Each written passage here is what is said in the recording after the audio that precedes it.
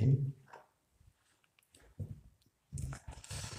오늘은 숨막히는 세상에서 자유하려면 이런 제목으로 함께 말씀 나누겠습니다.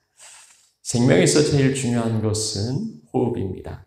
호흡하지 않고 생존할 수 있는 생명체는 아무것도 없어요. 요맘때 우리 고국에서 숨쉬기 힘든 이유는 중국발 황사 때문에 어쩔 수 없이 마스크를 착용해야 했기 때문입니다. 산업화에 따른 그 미세먼지와 황사는 우리 건강을 위협하고 우리 활동도 자제하게 만들었지요. 2020년 보면 황사가 그쳤습니다. 미세먼지도 사라졌어요. 이 우리나라뿐만 아니라 세계적인 현상입니다. 대기 오염이 심각해서 한 치 앞도 볼 수 없다는 인도에서는요, 30년 만에 약 한 150km 떨어진 그 히말라야 산맥이 보였다 해서 뉴스거리가 되었지요. 무슨 마법을 사용한 걸까요? 그건 아니고요. 코비드19 코로나로 인해서 이제 봉쇄령이 내려졌고 공장이 멈추었기 때문입니다. 인간의 활동이 멈추니까 이제 자연이 호흡하기 시작했고요. 그리고 살아나기 시작했습니다. 그 대신에 마음대로 활동할 수 있는 자유를 제한받은 인간들은 답답해하고요. 어떤 사람들은 못 견뎌합니다. 자유로운 일상이 얼마나 소중한지를 깨닫는 그런 기회가 되었지요. 알바타는 지난 금요일부터 이제 경제적인 2단계를 시행합니다. 그래서 어떤 그 제한을 두었던 것들을 풀고요. 비필 사업장이 모두 문을 열었습니다. 캘거리도 비상사태 종료를 선언했습니다. 뭐 다 잘한 적은 아닌데 우리 삶에 뭐 코비드 바이러스만 있겠습니까? 뭐 온갖 바이러스는 다 있지만 어느 정도 컨트롤 가능하기 때문에 살아가는 거죠. 코로나 바이러스 위험이 있지만 이제 어느 정도 통제 가능하다고 생각하는 것 같아요.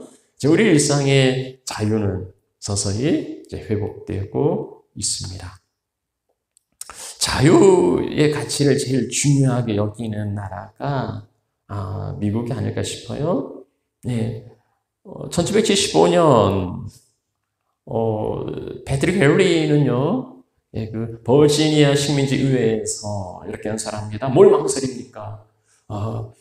인간의 목숨이 자유를 버리고 구구하게 그렇게 살아야 합니까? 하나님 우리에게 자유를 주셔서 그러지 않으면 차라리 죽음의 잔을 들게 하소서. 그렇게 해서 그 피 흘린 전쟁을 통해서 그들은 영국으로부터 자유를 쟁취해 내었습니다. 우리는 미국을 그 기독교와 성경의 바탕 위에 세워진 이상적인 나라로 자유와 신앙의 수호자처럼 여기는데요. 그들도 억압을 받았지 않습니까? 그들도 지배를 받았었어요. 그래서 자유가 소중한 것을 알고 약자들을 세워줄 걸로 기대했습니다. 그러나 그들은요, 그 땅의 원주민들을 속이고 학살했습니다. 그리고 황폐한 보호구역에 몰아넣어서 말살해 갔습니다. 1619년 남녀 흑인 4명이 노예로 팔려온 것을 시작으로요, 1860년도 인구조사에는 노예가 400만 정도 이르렀습니다. 아프리카에서 강제로 끌어왔고요. 얘는 사람이 아니었습니다. 그리고 사납고 무서운 폭력으로 억압했습니다. 링컨 대통령이 1863년에 노예 해방을 선언했지만은 그러나 아프리카의 그 미국인들의 삶은 달라지지 않았어요. 뭐 법적으로 자유가 되었지만 자유에서 거지로 전락한 것뿐입니다. 이 코로나 바이러스는 모든 사람들에게 다 힘든 시간이지만 특히 가난한 사람들에게는 더 고통의 시간들이지요. 그 와중에 조지 플로이드 사건이 발생했습니다. 지난 5월 25일 사건인데요. 미국 미네소타 미네폴리스에서 그 20달 위조 지폐 사용 신고를 받고 이제 경찰이 출동합니다. 경찰은 흑인 용의자 조지 플로이드를 체포하는데요. 그 와중에 8분 46초 동안 무릎으로 그 목을 눌러서 질식사시키는 살인사건입니다. 저 플로이드는 아무 그 무장도 하지 않았고요. 이미 수갑으로 제압되어 있었습니다. 그럼에도 저 3명의 경찰이 그를 눕히고요. 그를 짓눌렀어요. 내가 숨을 쉴 수 없다고. 그 간절한 그 간청에도요. 이 경찰은 주머니에 손을 넣고요. 뭐 말할 수 있는데 뭐 괜찮은 거 아니야. 뭐 그렇게 요를 부리는 동안에 죽어갔어요. 사진을 캡처했는데 영상을 소개할까 했는데 할 수 없었어요. 예. 영상 보면요 너무 힘든 거예요. 그 플로이드가 숨 막혀서 그 죽어가면서 내가 숨을 쉴 수 없다고 그 엄마를 부르는 그게 보면서 막 숨이 막히고 답답하고 분노가 일어나는 거예요. 아니 어떻게 이런 일이 일어날 수 있습니까? 이게 대낮에 수많은 사람들이 지켜보고 있는 가운데에서 그 법과 질서를 지켜야 되는 사람들이 자유민주주의와 기독교 신앙의 수호자라고 하는 그 나라 대도시 한복판에서 이런 일이 일어날 수 있다는 게 참 믿겨지지 않지만 그러나 다반사가 되었습니다. 지난 6월 1일 일어난 사건을 아십니까? 천안에서요 9살 남자아이가 그 심정지로 병원에 이송되었습니다. 이틀 만에 끝내 사망하죠. 아버지는 아동학대로 조사받은 적이 있는데요. 왜 죽었는지 사망 원인은요. 동거하는 그 계모가 아이가 거짓말을 한다고 훈육 차원에서 그 60cm 되는 가방 60cm는요. 여기서 여기도 안 되는 거예요. 거기에다가 7시간을 가둬두었다는 겁니다. 아이는 질식해서 심정지가 왔고요. 끝내 소생하지 못했습니다. 그 좁은 그 여행 가방 안에 7시간 동안 갇혀서 얼마나 답답하고요. 그 캄캄한 그 안에 그 공포스럽고 숨 막혔을까 생각하면요. 왜 이런 일들이 일어나는지 모릅니다. 이 아이가 학대를 받는 그 5월 29일 장령에서 일어난 사건이죠. 이번에는 그 4층, 이게 4층 건물이에요. 이쪽에 있는 그 테라스에서 저 지붕을 건너서 그 저쪽으로 탈출해서 그 계부와 그 진모로부터 벗어난 이 9살 여자아이입니다. 경찰 조사에서요, 이 아이는 그 2년 동안 학대를 받았다고 그래요. 짐을 없앤다고 후라이팬에 손가락을 지지게 하고요. 글루건이나 쇠로 그 달고 그 쇠막대기로 지지기도 하고 물을 받은 욕조에 얼굴을 담가서 숨을 못 쉬게 하고요. 테라스에 그 쇠사슬로 목을 묶어서 그 자물쇠에 잠궈놓고 그 한 끼만 주고는 이 아이가 그 집에서 하루들 마음 편히 자유롭게 숨쉬고 살았겠습니까? 늘 그런 삶이 공포스럽지 않았을까요? 어떻게 남도 아니고 부모가 이럴 수 있습니까? 이게 사람 사는 세상입니까? 왜 세상이 이렇게 돌아가고 있습니까? 우리는 숨막히는 세상에 살아가고 있습니다. 코로나 사태 이후 전 세계 곳곳에서 동양인들이 수모를 당하는 일들이 종종 일어납니다. 바이러스라고요. 니네 나라로 돌아가라고요. 캐나다는 비교적 안전하지만 이게 비교적 안전한 거지. 이 나라에서도요. 많이 이런 혐오가 일어나고 있습니다. 그래서 우리는 숨죽이면서 살아가고 있습니다. 비단 이것뿐입니까? 여러분들을 숨막히게 하는 것들은 또 뭐가 있을까요? 가야 할 길이 너무 아득하고 삶을 가로막고 있는 그 너무 힘든 거대한 장벽 앞에서 숨막힐 수 있습니다. 총성이 울리는 삶의 전쟁터에서 조금 더 방심할 수 없는 치열한 경쟁이 우리의 목을 옥죄고 그리고 숨막히게 할 수도 있습니다. 때로는 가까운 사람들의 지나친 관심도 답답할 수 있고요. 잔술에 가까운 훈계도 그리고 그런 어떤 무언의 압력도 우리를 답답하게 하기도 합니다. 각자 삶의 자리에서 사방으로 우겨쌈을 당하는 것처럼 답답한 일들이 우리 가운데 없지 않아요. 여러분의 처방은 무엇입니까? 그 해답은 어디에 있을까요? 여러분 어떻게 회복하고 어떻게 자유를 누리십니까? 비법이라도 갖고 계세요? 어떤 사람들은 힘을 길러야 하니까 그렇죠? 힘이 자유지요. 그래서 그 힘을 키워가기도 하고요. 아니면 어떻게 하겠어요? 어쩔 수 없으니까 체념하고 그저 세월이 약이려니 하고 속히 지나가기만을 그렇게 기다리고 있습니까? 오늘 본문의 말씀 이사야 61장입니다. 이사야는 북왕국 이스라엘이 망할 때 그러니까 굉장히 혼란한 시기죠. 남쪽 유다에서 활동한 선지자입니다. 이사야서는 66장이에요. 굉장히 그 시편 다음으로는 방대한 양이죠. 성경 66권인데 이사야서가 66장이고요. 39장까지 전반부는 심판의 메시지가 있고 그 다음에 40장부터 이 후반부는 위로의 메시지로 나눠볼 수 있어요.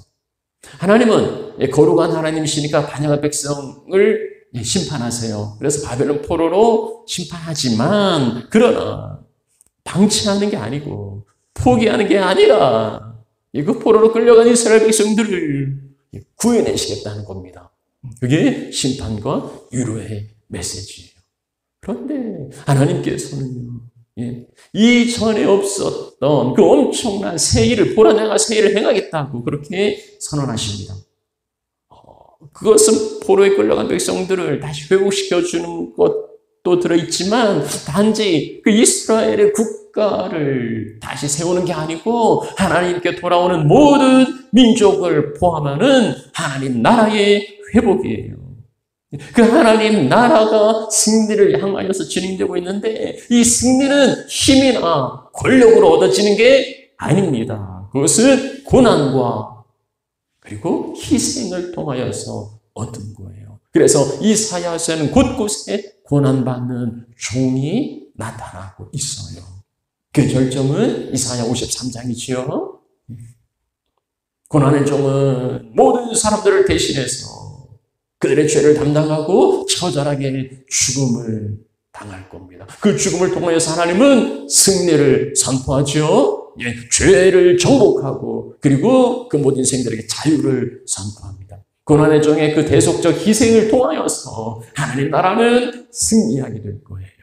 자, 본절은 여기 이사야 61장 고난당한 종의 메시아를 통하여서 어떻게 회복되는지를 보여주는 말씀인데 그것을 함축해서 보여주는 단어, 키워드는 은혜의 해입니다. 은혜의 해.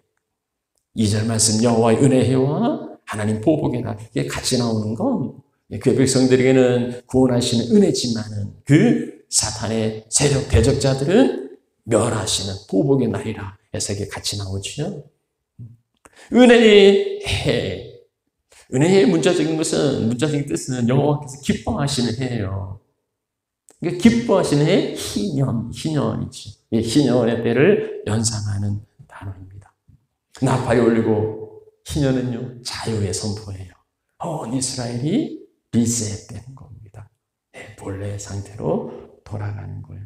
희년은 50년에 한 번씩 돌아오는 해인데, 빛을 탕감합니다. 어떠한 빛을 줬든지 다시 탕감해 주고요. 혹시 노예로 팔렸다면 다시 자유로 돌아갑니다. 노예 해방을 가져다 주는 거예요. 이스라엘은 이날을 기념하면서 오실 메시아 시대의 그 완전한 회복과 자유와 평화를 미리 맛보았던 거지요. 희년이 해방의 이미지가 있는 것처럼 메시아의 선포도 해방과 자유입니다. 메시아는 사람들을 얽어매고 있는 모든 죄의 삭스를 대신 치르시고 사람들이 지고 있는 죄의 짐을 완전히 벗기시고 사람들로 진정한 자유를 누리게 하시며 그들의 심령과 삶을 근본적으로 회복시켜 주신다는 거예요. 그래서 메시아 도래로 시작한 이 해방의 때를 은혜의 때라. 보라, 지금은 은혜 받을 만한 때라. 은혜의 때라고 그렇게 설명하고 있습니다. 이 메시아의 통치는 예수 그리스도의 오심으로 시작되었고 예수 그리스도의 재림으로 완전하게 이루어질 겁니다. 그래서 예수님께서 누가복음 4장 17절부터 이 말씀을 그 회당에서 읽으셔요. 이 말씀 이용하시고 이 말씀, 이 글이 오늘도 이 귀에 그대로 응하였다고 자신이 바로 그 메시아라는 것을 사람들에게 알려주셨습니다. 예수님은 죄와 포로로 살아간 우리에게 자유를 주셨어요. 자유를 주셨어요. 이제 그 구체적인 그 구체적인 표현을 보면은요, 이사야 61장 1절 말씀입니다. 여호와께서 내게 기름을 부으사 가난한 자에게 아름다운 소식을 전하게 하려 하십니다. 메시아 그 자유의 대상 가운데 가장 두드러진 건 가난한 자들이에요. 뭐 인생살이 누구나 다 어렵지요. 다 힘들지만은 그러나 특히 더 고통당하는 사람들은 가난한 사람들이에요. 이번에 모든 경제활동이 다 멈추고 그래서 뭐 정부 지원도 있고 한데 이 그 지원 혜택에 그 사각지대에 놓인 사람들이 있어요. 가난한 사람들이지요. 어떤 현금으로 뭐 받아서 세금에 그 등록이 안 된 사람들 또 그 어떤 이런 사람들 미만의 사람들 좀 가난한 사람들은 더 어렵고 힘든 시간을 지나고 있습니다. 근본에 그 조지 플로이드를 추모하는 그 시위가 폭동으로 번진 이유도 이 코로나 사태로 인하여서 가난한 사람들은 너무 절박한 거예요. 당장 생계에 큰 위협을 당하고 있는 게 폭동으로 표출되었다. 이렇게 보기도 하더라고요. 세상은요, 부유하면 살만한 세상입니다. 그러나 가난한 자들에게는 힘겨운 세상입니다. 그 가난한 자들에게 가장 필요한 게 뭘까? 메시아는 그 가난한 자들에게 아름다운 소식을 전해줍니다. 아름다운 소식, 굿뉴스, 복된 소식, 복음이지요. 복음이지요. 가난한 자들에게 당장 빵이 필요하지 복음이 쓸모있냐 그렇게 생각하실지 모르지만은 사람은 떡으로 사는 게 아니에요. 하나님 말씀으로 살아가는데 그 말씀 안에는 영적으로 육적으로 강건케 하는 양식이 있어요. 그래서 가난한 자에게 복음을 전하여 그 복음으로 살아가게 하는 겁니다. 복음을 회복하면은요, 복음의 능력을 회복하면 우리는 능히 강건하게 살아갈 수 있습니다. 자, 메시아의 자유는 두 번째로는 마음이 상한 자를 고친다 하고 1절에 말씀하고 있죠. 가난한 자, 그 다음에는 마음 상한 자예요. 육신의 어떤 그 고통, 그 질병도 상한 것도 고통인데, 그보다 더 힘든 건 그 마음의 고통이에요. 마음이 상한 거예요. 마음이 상하면 내 마음도 내 뜻대로 못한다는 거 아닙니까? 잠언 17장에요. 심령의 근심은 뼈를 마르게 한다고 말합니다. 그 마음의 상처는 깁스를 하고 아니면 물파스를 바르고 그렇게 해서 고쳐지는 게 아니잖아요. 이제 마음이 상했다고, 이 상했다는 것은요, 산산조각 나서 그 형체조차 찾을 수 없는 것을 묘사할 때 사용하는 단어예요. 그러니까 주체할 수 없는 정도로 그 고통스러운 마음의 상처를 가지고서 살아가는 그 비참한 사람들의 모습을 생생하게 그려주고 있는 겁니다. 마음 상한 자. 오늘 우리가 얼마나 풍요로운 세상을 살아갑니까? 그러나 풍요로운 현대인 중에서도요, 마음이 상해서, 마음이 깨져서 고통받는 사람들 갈수록 늘어납니다. 심령이 상하면 누가 그것을 일으키겠느냐? 정신과 의사입니까? 심리치료사입니까? 그들도 인간의 그 마음을 온전히 회복시킬 수는 없어요. 마음이 상한 자를 고치며 오직 예수 그리스도, 그분만이 그 마음을 고치실 줄 믿습니다.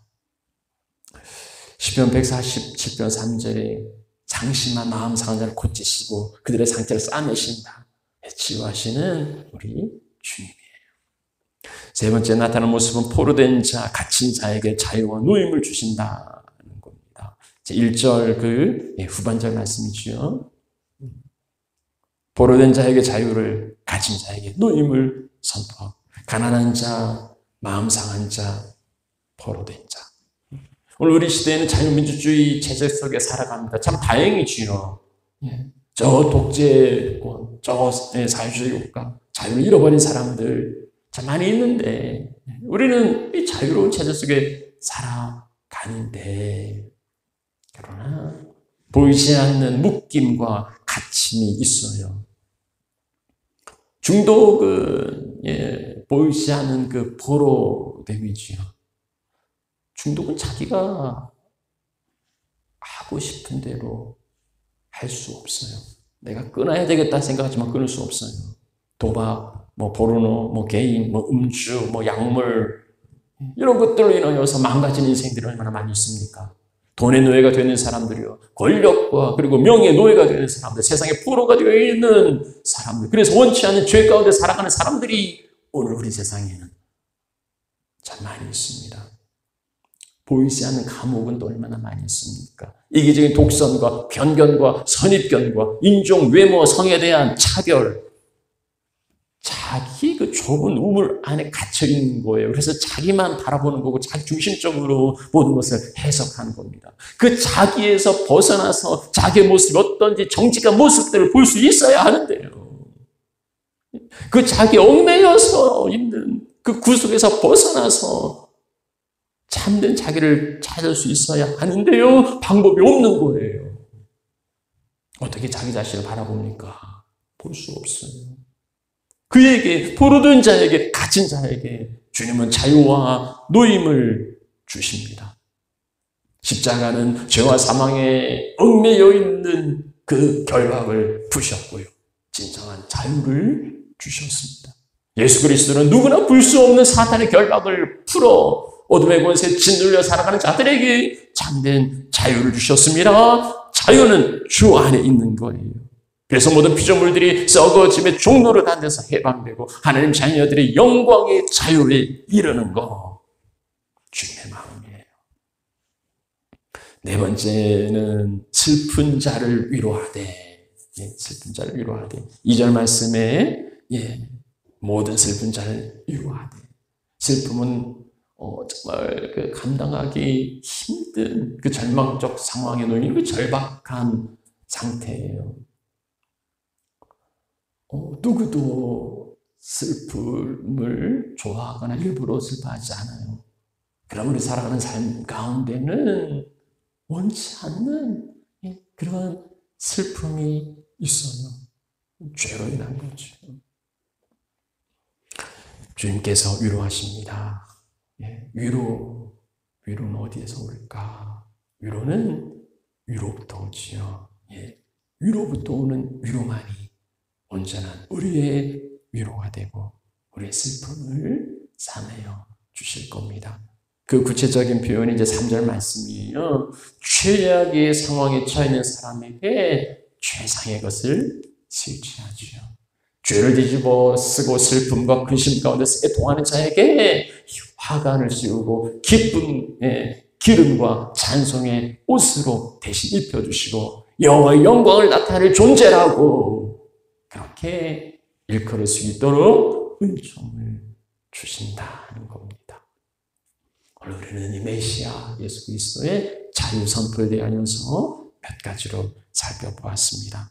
그는요, 가난한 자에게는 아름다운 소식을, 마음이 상한 자는 고치고, 그리고 포로되고 갇힌 자에게는 노임과 자유를, 슬픈 자에게는 위로를. 이 메시아의 사역은 주님의 오심으로 이미 우리 가운데 시작된 놀라운 역사예요. 이미 이 땅 가운데 선포되어진 주님의 자유예요. 정말 그렇습니까? 정말 예수님께서 이 일을 이루셨습니까?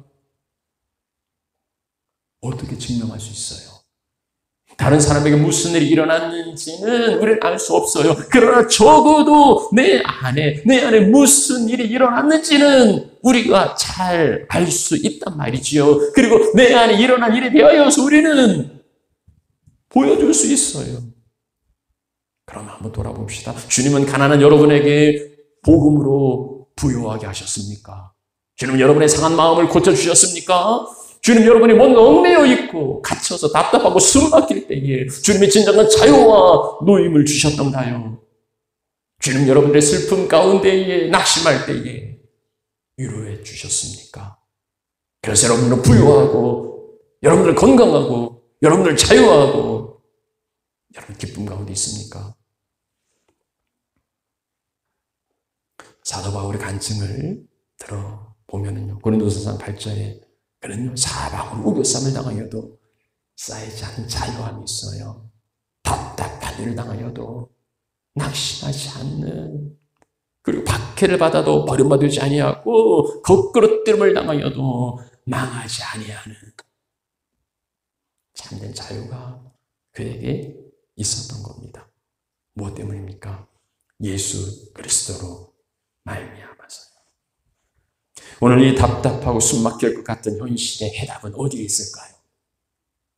그 참된 자유는 진리이신 예수 그리스도 안에 있습니다. 진리가 너희를 자유케 하리라 하십니다. 이 예수 그리스도의 사역은 이제 기름 부음 받은 고난 받는 종의 사역인데요. 그건 하나님의 사역이라고 1절에 주 여호와의 영, 성령 하나님께서 내게 내리셨고 여호와께서 성부 하나님께서 내게 기름을 부으사 삼위일체 하나님의 사역인 거지요. 여기에서 예수 그리스도의 사역은 성령께서 함께 하신 것이라고 여호와의 영이 내게 내리셨으니 여호와의 영이 임하심으로 성령과 함께 하신 사역임을 분명히 보여주고 있어요. 그래서 우리의 자유는 어디에 있습니까? 진리 안에 거할 때 진리 안에 있고요. 성령 안에 있는 겁니다. 고린도후서 3장 17절 말씀에 주는 영이시니 주의 영이 계신 곳에는 자유가 있습니다. 진리가 우리를 자유케 할 겁니다. 주의 영이 우리에게 참된 자유를 주실 겁니다. 숨 막힐 것 같은 답답한 세상을 살아가지만은 그 호흡은, 우리의 호흡은 여호와께로부터 온 거지요. 전능자의 숨결이신 성령님의 충만 안에 거할 때에 우리의 호흡에 자유를 주실 겁니다. 그래서 주님께서 숨을 내쉬면서 성령을 받으라 말씀하셨어요. 성령 충만으로 진리 안에 거하심으로 참된 자유자의 삶을 살아가시는 주의 자녀들이 되시기를 축복합니다. 찬양하죠.